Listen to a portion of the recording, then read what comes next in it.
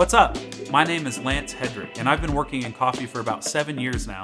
During that time, I've done a lot of competing, from Latte throwdowns to Brewers Cup championships, and also during that time, I've trained hundreds of people throughout the United States and outside of the country as well. I've won a couple of Latte World Championships and have done a lot of training for other people who have been competing as well. Something I've been wanting to do is start a YouTube channel where I'm able to take my experience in coffee and make it accessible not only to home enthusiasts but beginning baristas as well. It's difficult in the coffee world to find really accessible knowledge regarding anything with extraction or steaming or anything like that. Typically, you have people who are trying to profit off of low-paid baristas, and that's not what I'm about. I want to make this education as accessible as possible for utilization by home baristas or baristas in cafes that don't have the resources to train. So, let's get started. Today I'm going to do some milk steaming techniques. I truly believe that there's no such thing as a good or a bad steam wand. All of them are equal, they just have different pressures. And once you find the right technique to steam, you'll be able to steam any type of milk, whether dairy or non-dairy, on any machine, regardless of it being a stovetop steam wand or a really nice commercial steam wand. You'll be able to make incredible microfoam regardless of the steam wand that you have, once you have this technique. If you're watching this video and your machine has an automated steam wand, you can override that on most machines, especially with Breville's. You'll be able to override that function by just pulling the steam wand out. And I would highly recommend using this tutorial to work on your steaming without the automation, because you'll actually get better milk quality manually steaming your own milk. And the reason is because the automated foamers, they don't spin your milk. So the foam sits on top with the dense liquid below. So when you pour it, you're not getting a full integration in a harmonious drink.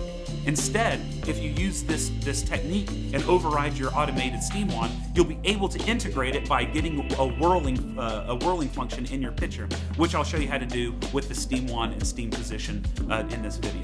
So today we're going to go over milk steaming and how I've been teaching baristas how to steam milk. And what's interesting is I've actually been able to increase my ability to teach milk steaming over a virtual communication because of COVID. Starting last year, I began offering classes with Breville through the Zoom format. So I've been able to teach people from afar how to steam milk, and more times than not, these people are able to get on, steam milk in their first try. They have incredible microfoam that rivals that of a local cafe. So let's begin. I'm going to use this tool as a visual help. This is going to be our steam wand. So imagine this is your steam wand with the steam wand tip down here, and down here we have the steam tip holes. And then we have a milk pitcher. I'm using a handleless, but any pitcher is going to work. You can use anything from a small pitcher with a handle to a big Starbucks pitcher. It doesn't matter. Anything's going to work. We're going to use the same positioning and the same steam wand technique for anything, as well as any milk. I can't be redundant enough. This will work for anything. All right. So first thing that we're going to do is you're going to get the perfect wand position. All that means is we're going to take the wand on your machine. So if you have a machine nearby, go up to it. You're going to take that steam wand and you're just going to pull it out perpendicularly 40 degrees, like so. You're just going to take it, walk up to it, and go 40 degrees. So from a side angle, it'll look like this. You'll walk up to your machine, you're going to grab it, make sure it's perpendicular, and you're going to pull it back to 40 degrees. So one more time, super simple, but just want to make sure it's clear. We're going to pull that out to about 40 degrees. And on this machine, that's as far as it goes. Your machine may go higher, but let's make sure it stops right about here. And once we have that steam wand position, that is going to be the end-all be-all. That is where our steam wand is going to live through the duration of the steaming process. We're not going to move that steam wand. We're not going to change it at all. That is perfection. All right? So once we have that, we're going to take our steam pitcher and we're going to just slide that steam pitcher up on the 40-degree steam wand. Insert it where the spout is. We want that steam wand to be touching the spout and the back part of your pitcher, just like so. All right? So it's touching the back wall of the pitcher. It's in the spout and on the back wall of the pitcher. That is our first move. All right? Then the first thing we're going to do to get our perfect pitcher position is we're simply going to rotate that pitcher while maintaining contact between the steam wand and the pitcher. We're going to just rotate it until that steam wand is halfway from front to back. So you see, halfway from front to back, we're just rotating it. But if you notice, I'm keeping contact between the steam wand and the spout. That's very important. We want to keep a hinge there, all right? So you're taking that pitcher and you're just rotating it till it's halfway front to back. Now we're halfway front to back, and all you're going to do is you're going to tilt it to the side until the steam wand is a quarter to the side. All right, and you can do either side here. It doesn't matter. So we're going halfway and a quarter.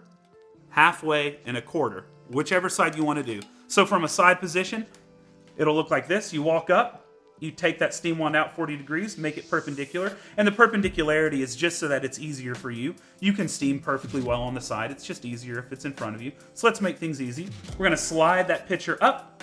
We're gonna go halfway and a quarter. Now from an overhead view, we're gonna do the same thing. We're pulling it out, we're sliding it up, and it's on the back. This is just our starting position. You're gonna tilt till halfway, and then tilt till it's a quarter to the side. Not all the way to the side, and not in the middle, in between the middle and the side. All right? Halfway, quarter. Halfway, quarter. It might help if you pause the video here and do some of this, practice this over and over again to ensure you have that perfect wand position. Just slide up halfway and a quarter. Slide up halfway and a quarter. Do that over and over again until it's like second nature. I promise you, this will be a game changer for you. All right, now that we have that steam wand position, we'll need to discuss steam tip depth. Where do you start with the steam wand as far as the milk or the liquid in your pitcher? So I'm gonna use my hand to represent the surface of the milk, and this is the steam wand, all right? So if you watch, the starting position, that steam tip should just be barely submerged under the level of your liquid in your pitcher, whatever liquid you're using to steam. It should just be barely submerged. And the idea here is those holes, which are creating the force to create foam, right? So that the steam wand, what it's doing is it's ejecting steam into the milk, and when those holes are exposed, it's able to rip apart the milk and inject air molecules into the milk. And what's happening is those proteins are wrapping around those air molecules and creating foam. So what we're trying to do is, to begin with, we don't want that stretching to occur. And again, just to be thorough, stretching is the addition of air to milk. So when I say stretching, I'm talking about that sound you'll hear. That's like ripping paper. It'll sound like that is stretching. Some people call it kissing, aerating. It's all the same thing. It's stretching. So before we begin stretching, we want to have those tips just fully submerged. We're the ones that are going to control the stretch. So they should be submerged just enough so that when you actuate the steam wand, the stretching doesn't begin automatically. So I'm going to say that again. We want the steam tip holes, barely submerged just enough to where when we actuate the steam wand, it does not start stretching automatically. We are the ones who will control the stretch. The initiation of the stretch is on you. It should not happen automatically. So we start with the tip just barely submerged. After we actuate the steam wand, you're gonna take that hand that actuated the steam wand and you're gonna hold the pitcher with both hands, all right? So if you have a handleless pitcher like me, I'm holding it with this hand. I turn on the steam wand, this hand comes and grabs it, so I have full control, and then I will slowly pull down while keeping my angle of halfway and a quarter. I'm gonna slowly pull down the steam wand while also the steam wand is in the tip still. Remember, it always touches that spout. I'm gonna slowly pull down until that light stretch, that light kissing noise occurs, that stretching. We want to be very controlled and very, very soft. We want it to sound like a... If you pull down too aggressively or you jump the gun and you didn't have the steam tip deep enough into the milk, you're gonna have a really aggressive stretch and it's gonna inject a lot of air that's gonna be difficult to whip out of your milk. It'll sound like a... And that's not what we want. We want a really nice, gentle stretch that will be constant while we control it. We are the ones to dictate when the stretching begins and when the stretching ends. And the way that we do that is by going up and down vertically. So, first thing that we do, go up to the steam wand, 40 degrees. Ride the steam wand, halfway and a quarter. Then we're gonna turn the steam wand on after, and only after, we have the steam tip fully submerged, all right? Not all the way down, fully submerged, as little as possible. That sounds very difficult, it's very contradictory sounding. We want that steam tip just barely submerged, but it's submerged enough to where it won't start stretching automatically. Then we're going to turn on the steam wand, grab the pitcher with both hands, slowly, while keeping contact with that steam wand in the spout, ride down the steam wand until that stretching begins lightly. And we're gonna let it stretch in that position until the temperature of your pitcher matches the temperature of your hand. Now, stretching is ideal up to 100 degrees, not past 100 degrees. Since our body temp sits around 98 degrees, it's a good test to feel it, and once it hits the temperature of your hand, you're good to stop stretching. Now, once the stretching is done, once that temperature matches the temperature of your hand, you're gonna slowly return to your original position. And when I say original position, it might be a little different now because that milk has increased in volume. So if you went back to the original position, whereas originally it was this far under the surface, if you went to the original position, because there's now an addition of foam, it would look like this. That's not what we want. The original position I'm referring to is having those steam holes just barely submerged. So you may not really need to move much at all. But that's the movement we're going to do. After we hit about 100 degrees, don't panic. Don't turn the steam wand off. Just slowly go back up the steam wand, keeping your same position of halfway and a quarter, and submerge the tips once more. We're just going to submerge it just enough to where the stretching stops. All right? And so once we do that, you're just going to let that whirling continue until the temperature is to your liking. Now for cappuccinos, that's typically around 130 degrees. Lattes closer to 140, 145. I know if you don't have a thermometer, that's difficult. This is going to sound really vague, but it actually works with most every barista or home enthusiast I've ever worked with. Once that pitcher gets too hot to the touch, where you're going, woo, and I say you're doing the Michael Jackson, you're going, ooh, ah, come on. When you get there, stop steaming. All right, so if you can hold it for more than 5 seconds, you're not hot enough. If you're getting to the point where just touching it is hot and you hear a pitch change, which that's a little bit more advanced, but if you hear a pitch change, then it's time to stop steaming. All right, so just going over all that one more time from the side and above angle, we're going to walk up to the machine. We're taking that steam wand, and do this with me if you're in front of a machine. You're gonna take that steam wand, pull it out perpendicularly, 40-degree angle. Take your pitcher that has milk in it, and we're gonna just ride the steam wand up while keeping connection with the spout. And then we're gonna tilt halfway and a quarter. Now that we have that perfect positioning, we're gonna look into the pitcher, we're gonna see where that milk level is, and we're gonna make sure that steam wand is just barely submerged, the tip of it, the very tip, okay? And then we're gonna actuate the steam wand, both hands on the pitcher, slowly pull down until that stretching begins. Once it's a nice, light, gentle stretch, we're gonna live there.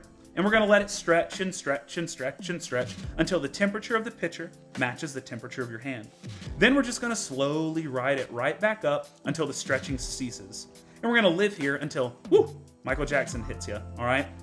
When that happens, turn the steam wand off, pull the pitcher off, have a rag at your ready to wipe the steam wand, push it back so it's gonna be scalding hot, clear out your steam wand, because milk, because of that temperature change that happens so rapidly, milk will shoot up into the steam wand, so you wanna shoot it out by clearing it, wipe it one more time, and you are done with steaming milk, and you'll have your steamed product.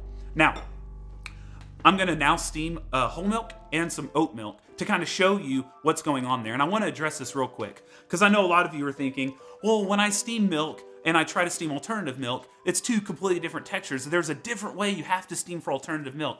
To that I say, whole milk is super easy to stretch. It's very forgiving. I could literally, and I say literally, I could literally put it in there at whatever angle I wanted and make it so I would get good texture for latte art and for whatever you want. Alternative milks need a perfect wand position, and that's what this is going to do. This will elevate your game to where you can just reproduce this on every type of milk you use, from skim milk to whole milk to half and half to oat, almond, soy, whatever it be. You can use this to replicate and get perfect, shiny, glossy texture on all of them. The only differences are oat and almond, regardless of brand. You'll need to be a little bit more aggressive during that stretching time. And you'll see that when I do the oat milk. You have to make the stretch a little louder, but you're still gonna stop at 100 degrees. Now, before we steam the whole milk and the oat milk, I do wanna hit one more thing. The amount of milk you can put in a pitcher.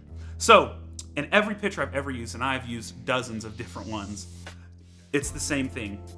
If you look at the bottom of the spout, you have about half an inch below and half an inch above that you can fill the pitcher to, all right? Half inch below, half inch above. So you have about an inch margin of error. If you go above that, you'll have too much milk in there. Once it starts to spin, it's gonna fly everywhere, making a mess in your kitchen.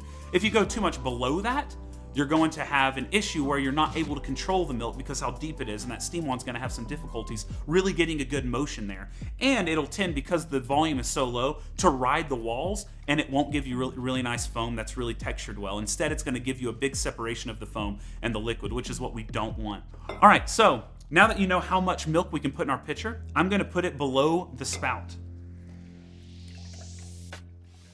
All right, so I've got my milk, and I'm gonna come up, and the first thing I'm gonna do, just some steam wand etiquette, is the first thing you do is clear it, because obviously that steam is going to condensate into liquid. So we're gonna get rid of that liquid. I want the milk as sweet as possible. I don't wanna add any water to it that I don't need. 40 degrees. Let's get that perfectly perpendicular. We're gonna go right up the steam wand.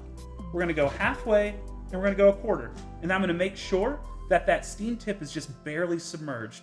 Now I'm gonna actuate the steam wand and immediately after, grab with both hands and actuate. See, there's no stretching until I say there is. See, there was no stretching, no kissing until I pulled down. As you see, that whirl is getting more and more aggressive. And I'm just gently stretching, keeping a very light kiss. Now it matches the tip of my hand, so I just barely submerged it once more. As you saw, that movement was very, very slight. It was not a big movement. Now the temperature of the pitcher is getting too hot to the touch, and I'm gonna just turn it off.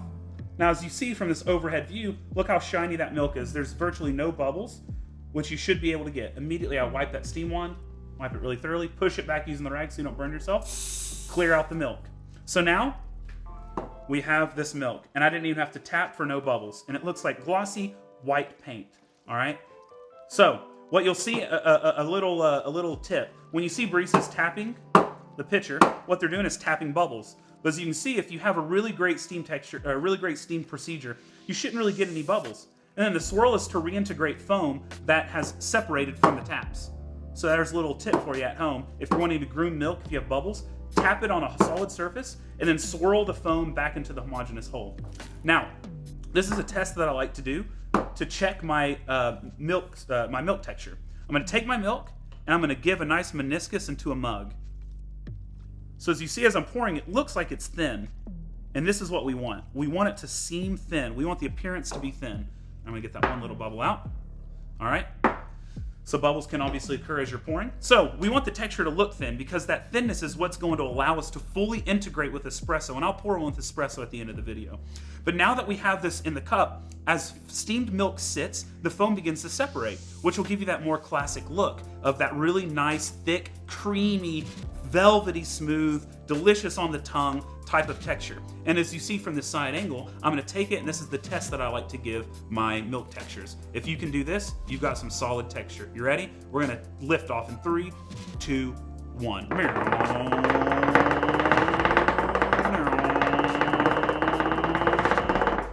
There's my sound effects for you. So we have very marshmallow cream type foam, and I'll just take my fingers. This is a little unsanitary, but it looks like marshmallow cream. You see how there's a peak that's coming down, and there you go. So that's how we're gonna steam our whole milk, or any other milk for that matter, with the exception of almond and oat. All right, so now I'm gonna steam some oat milk to show you the small difference that there is, which is just stretching a little more aggressively than I did for the whole milk.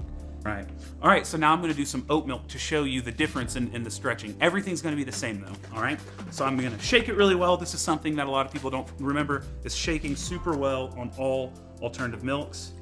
I'm gonna fill the same fill level, all right? Now I'm gonna walk up to my machine, do the same thing. I'm gonna clear it out. I'm gonna take 40 degrees.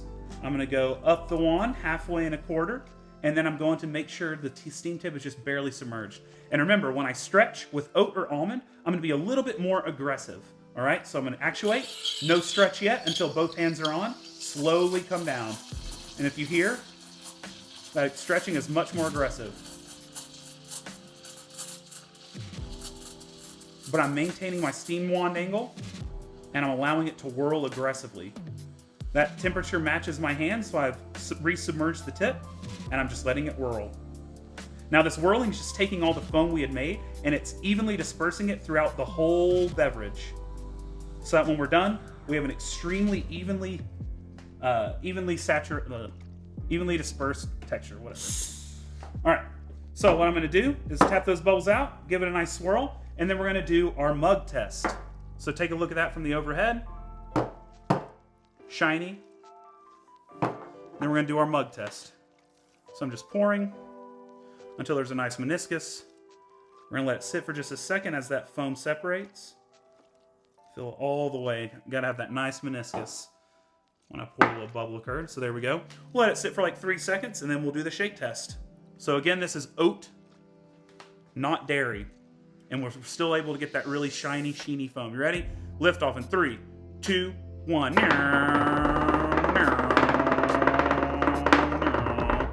Marshmallow cream. All right. All right.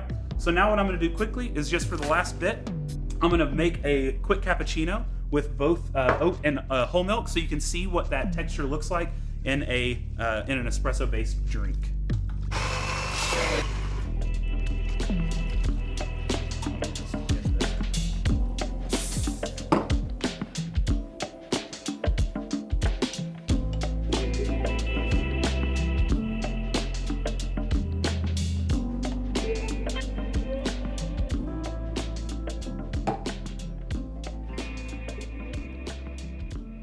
And that's it. That's Milk Steaming 101. I hope it was helpful. If you enjoyed what you saw and want to see some more free education, free masterclasses, different things like that, please give this video a like and a subscribe. Maybe share it with friends. That would be super helpful, as I'm trying to really invest in this to really help everybody out there. So give the like and subscribe, and maybe leave a comment if you have any questions regarding milk steaming or what you might like to see in future videos. And while you have time, maybe go check out my beatboxing video that I posted previously.